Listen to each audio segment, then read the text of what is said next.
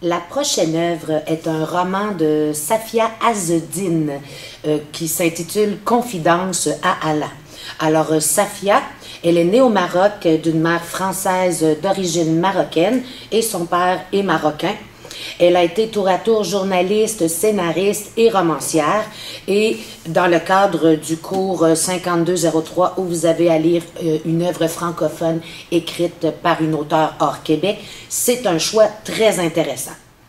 Alors, Jbara vit au Maghreb. Elle dit que c'est le trou de cul de l'humanité. C'est la pauvreté totale. Pas d'école, pas d'éducation. C'est l'islam qui prime sur tout. Tout est haram, qui veut dire tout est péché. Elle a 16 ans au début du livre. On comprend bien qu'il y a des vendeurs qui passent d'un village à l'autre et qui passent devant sa résidence. Elle vit avec son père, sa mère, ses frères, ses sœurs. Il y a un petit troupeau de brebis sans plus. Ça mange toujours la même chose. Elle n'entend que crier son père, puis quand son père n'est pas là, ben, tout ce qu'elle entend, c'est le silence. Alors, on comprend qu'elle se fait abuser sexuellement par un vendeur itinérant qui passe de temps en temps. Et puis, évidemment, bon, elle tombera enceinte, mais c'est même pas comment ça se fait qu'elle tombe enceinte. Quand je vous dis aucune éducation, là, évidemment, dans un contexte islamique par-dessus la tête, aucune éducation sexuelle non plus. Alors, son père la mettra à la porte, par chance, le car qui passe 2 fois par semaine pour amener des gens, des touristes, bon. À un moment donné, est tombé un de ces cars-là, une belle valise rose où il était écrit « J'adore Dior ». Alors là, c'est le jackpot, les strings, les jeans, les tops, les talons aiguilles, de l'argent en billets, c'est ça, la totale pour une petite fille qui est très très loin de pouvoir posséder cela.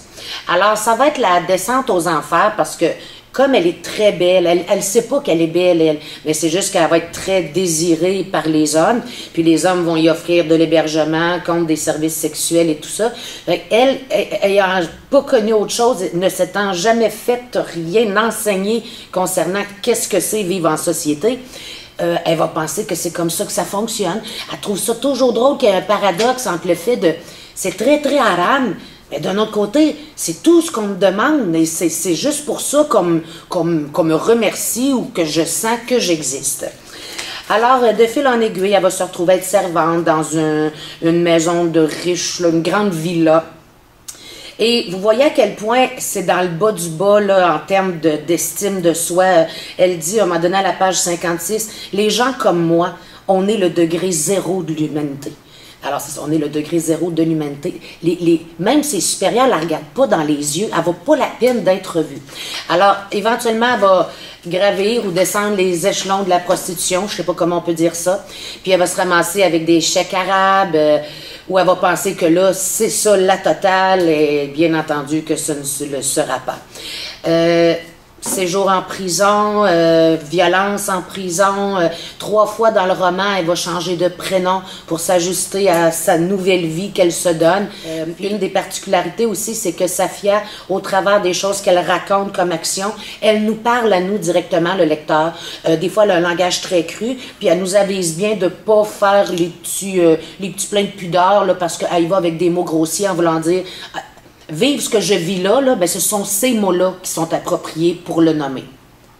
Aussi, ça s'appelle Confidence à Allah parce que elle est toujours ambivalente en ce qu'elle constate de comment la société fonctionne et quelles sont les exigences supposément de Allah.